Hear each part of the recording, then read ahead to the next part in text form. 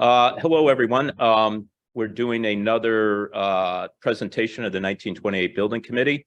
For anyone out there watching, you can find this presentation online on our website, and you could find practically every bit of information on this subject on that website if you can't make it here in the future.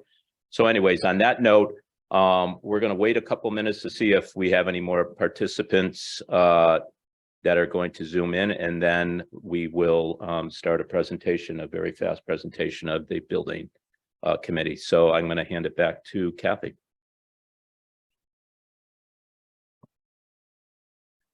Would you like to make a public comment? Anyone in the audience to make a public comment? You could come up and do that. Sure.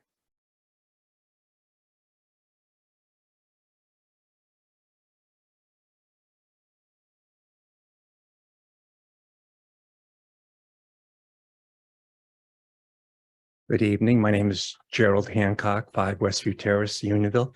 I go by Jerry.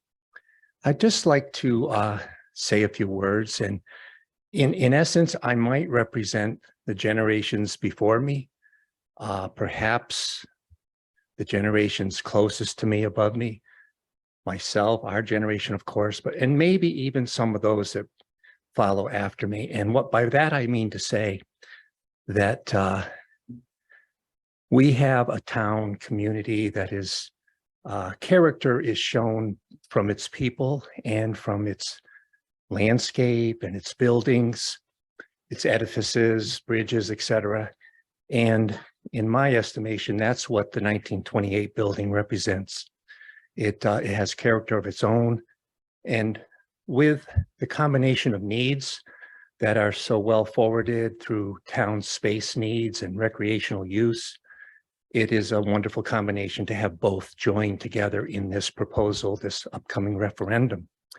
So I would like to vote, say in favor of that proposal, and I would read a little bit of my recent understanding of it. And by just saying this, that I recently visited the Unionville Museum exhibit featuring the Farmington High School as titled Past, Present, and Future, and found it informative, engaging, and well displayed with an array of nostalgic artifacts, photos.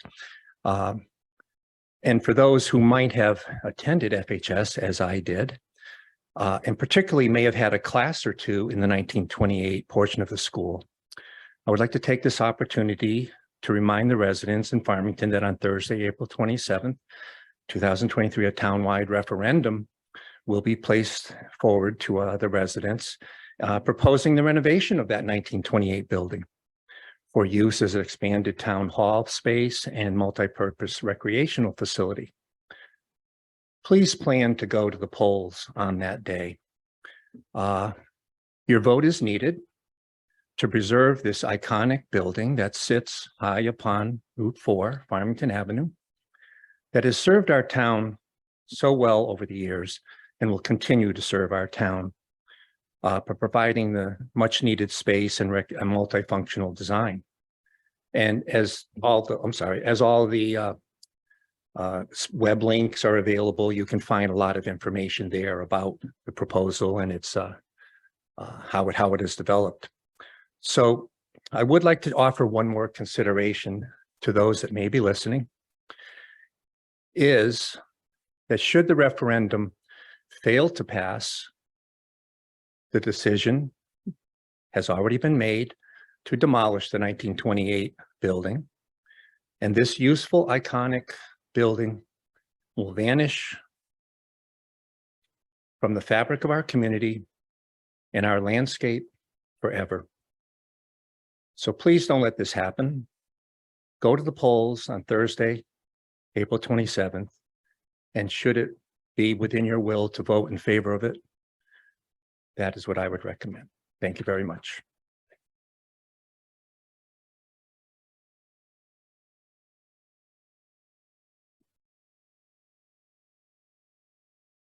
I see Tim Kelly in the audience. Tim, this is the same presentation that we've been doing.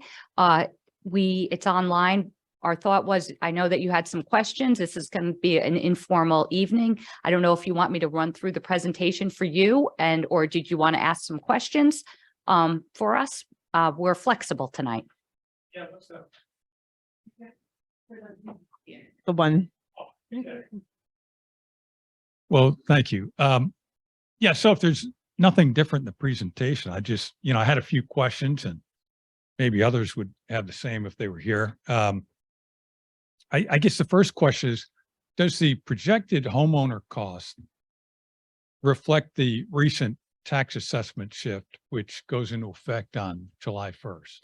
Yes, it does. And Kat, maybe if you just want to put it on the board so we can look at that. It does show the new assessment. Oh, okay. So that's updated. Yeah. All right. Yep. The second question I had was, do you have a handle or projection on what the annual cost of utilities, custodial maintenance, and repairs would be on we'll call it the newly renovated 1928 facility? Chris, maybe you can help me out with some basic information on that. This is Chris, our partner, our architect. We haven't gotten into that level of detail to talk staffing of the building in terms of maintenance, in terms of operational costs. Nothing formally has been presented, but we certainly can run those costs based on the square footage of the building and our anticipated systems in terms of mechanicals, electricals that we're planning to install in the building. I can tell you the goal is to have a highly energy efficient structure. We're replacing all of the HVAC equipment, all of the lighting with new LED fixtures. So it's going to be energy efficient, low maintenance in terms of the materials used. We are maintaining almost all of the exterior of the building, which is a masonry structure. So there's very little exterior maintenance. And then we want to take that same approach on the interior using materials that are low maintenance, such as flooring that would not require waxing, like your typical VCT floors that you see in the town hall or most schools are, require that annual maintenance. We're looking at implementing some different ideas that are common in construction practice these days to provide you with as little maintenance and operational overhead as possible. But I don't have the exact numbers. Yeah, and maybe the easy answer is, if we're going from, let's say, the current town hall of about 30,000 square feet, and we're going to go to something closer to 70,000, is there sort of a 2X or? Well, Chris, you may know the square footage a little bit better, but the 3-story structure itself is about 10,000 a floor. The total square footage of the 1928 in this proposal is roughly 37,000 square feet. Right. No, but Oh, you're adding the two? Are you Yeah, adding because here and you're- there? I'm assuming we're keeping the current one. So if we know what we spend on our current facility that we're sitting in, then maybe just 2X just to get a Yeah, ball. I think that would also dovetail into the operating costs of the 1928 building right now, probably more so through the Board of Ed's budget, where they're running a building right now that is pretty inefficient. So I would say if it was $1,000 a month up there right now to run that building for utilities and heating, and HVAC and anything else up in that neck of the woods, I would say we're going to probably go from $1,000 a month to $300 a month based on the new efficiencies with the lighting, new lighting, more so with the insulation that we're going to do on this building. So I would say it's going to be a win-win what we're doing to that building in terms of updating its whole operating system up there. So Bottom line is that we have 2 buildings today. We're gonna have 2 buildings then. And Yeah. that one of the buildings would be much more efficient. If your point is that you could have only 1 building and not knock that down, that's a whole other position. Yeah. Right. I mean, I think that's the alternative, right? So Yeah, if the town does not vote for this, that building, that cost structure sort of disappears, right? Because because the school's already got moved to their new grade efficient scenario. So I just didn't know what the number was when you go 2X, but that's okay. I mean, we don't, We're just not at that level of planning right yet to know what our actual operating costs on that would be. I would say right now, I bet they're through the roof if the Board of Ed actually, and which I doubt they can physically break out a bill for that section of the building, quite frankly. Yeah. So, while you're up there, I'm a big believer in Murphy's Law here. So if the new high school project is, for whatever reason, late and slides out, let's say 6 months, does that affect the cost estimates that you're going to be dealing with for doing the 128 building project? So the goal, to best explain this, I think we have to go to what the goal is of the running these two projects simultaneous, which is Right. we need to coincide the construction or the renovation of the 28 building with the demolition of the existing high school, which right now is planned for summer of 24, Correct. I believe. Yep. Certainly, if that is delayed by 6 months, then whatever we're subject to in a bid environment, if this project has not yet bid, potentially could impact it in terms of if escalation of prices occurs in that 6-month window. But from a design standpoint, it's going to be the same exact building. I wouldn't expect, if it's delayed a few months, to see any significant impact in bids. And depending on how the 28 building committee proceeds, when the bid time rolls around for the 28 project, they'll have a very clear understanding of where the high school is and be able to align those two construction projects. So there are other avenues where we could still bid the 28 project and just request contractors hold their price for an extended period of time.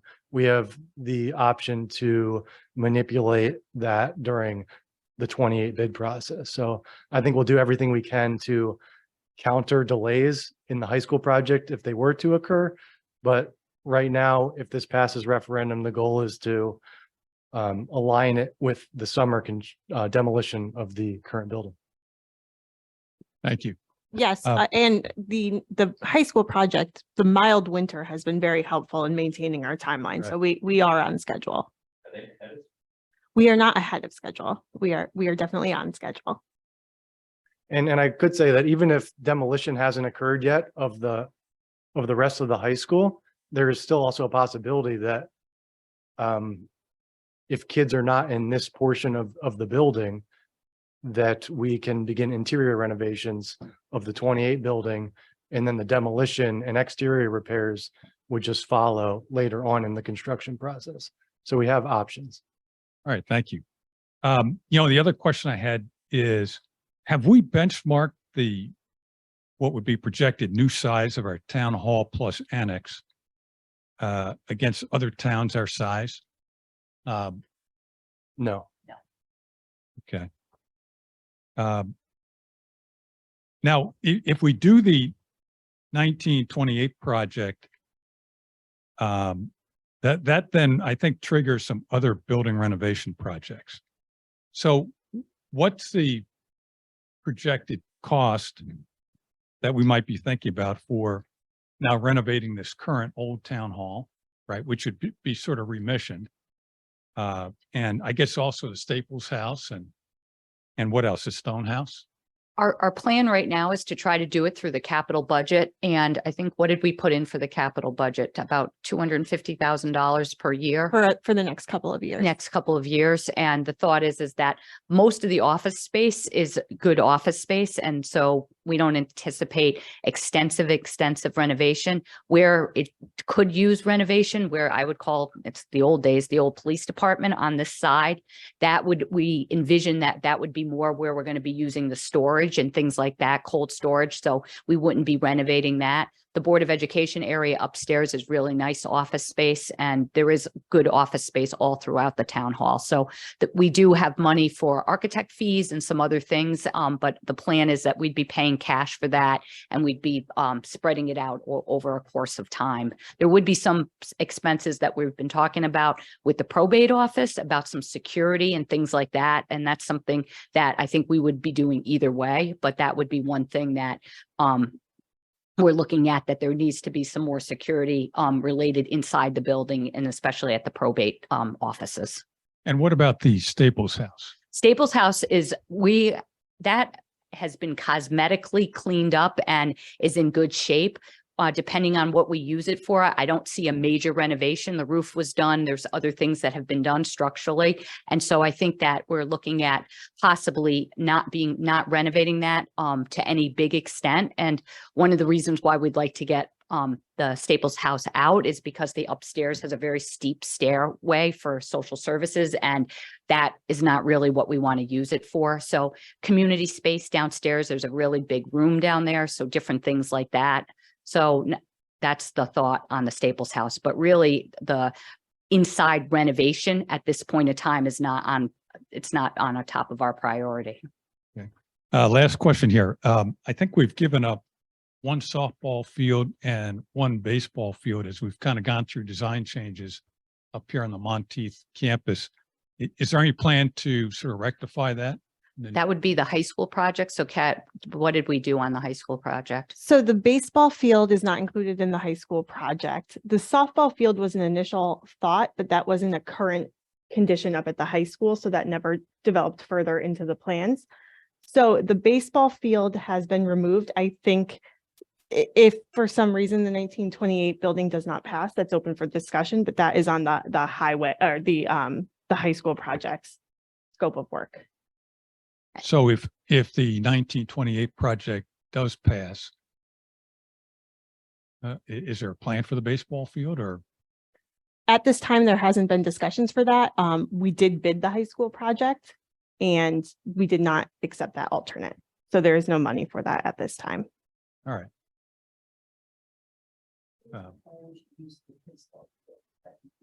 Yes. The baseball field that's up at the high school right now is for freshmen and JV.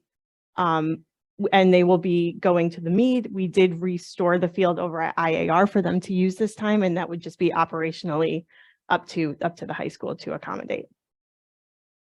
And the softball field doesn't exist. It doesn't exist up there now. At this time.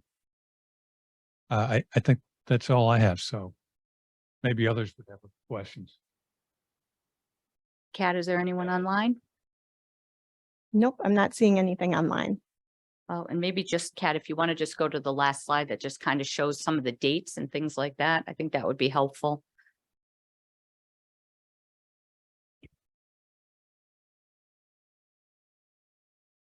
So, yeah.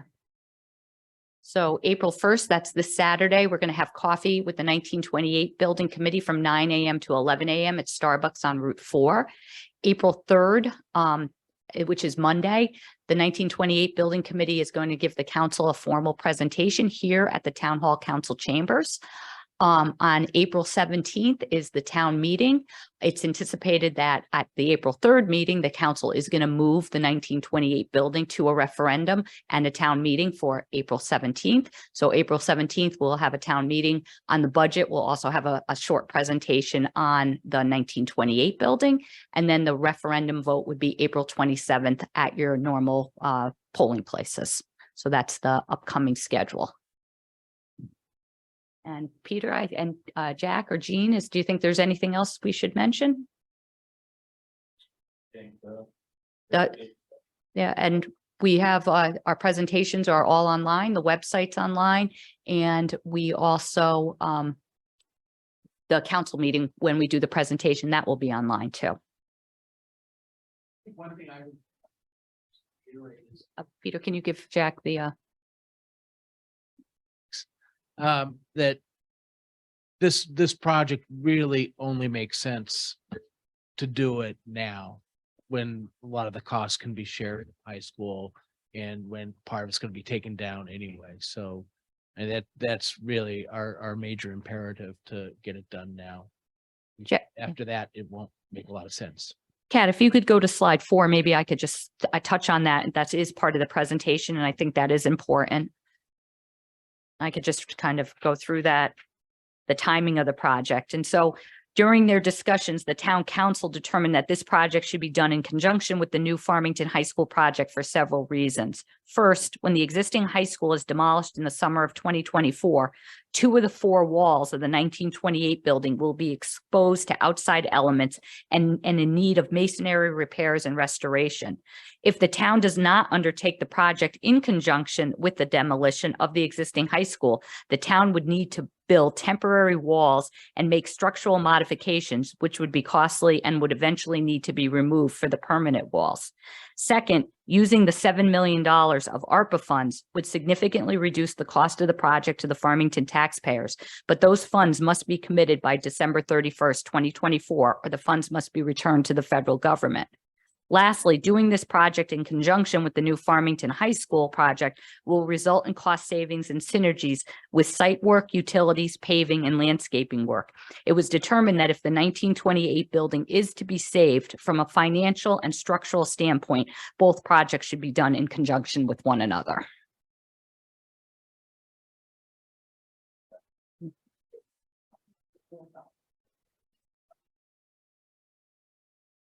Right. Yep, we're a regional probate office, and again, probate is not a town function, it's a state function, but as a municipality, we house the probate offices. So it's Burlington, Farmington, and Plainville is our probate office. It's very, very small for probate here. They definitely need more room. So it is a regional probate office. So they would take some more room up. One of the things that they would be able to, why we're keeping them here is that they have the vaults here still, and all the vaults would be here. They still be able to use our council chambers because we'll have more space too, that they'll be able to use the council's chambers during the day much more when they have hearings and things like that. In the back, they have a little back room that they do some of the hearings in because this room is used during the day. So that is very much beneficial. One thing that they do like is that probate is can be oftentimes a very private type of affair. And so what they're planning on doing, this goes to Tim's question about some of the renovation, we're going to try to do with some security and make it more of a private type of area for the probate people when the people come in to deal with the probate offices. So I think that that's one of the reasons, as you know, why our committee talked about keeping the probate offices in the town hall. And that kind of mirrors with the social services department, one, getting them out of the Staples House where it's a difficult building, but sort of the same types of issues, having more privacy and some different things like that for social service types of issues and things of that nature. So we see both of those in the town hall.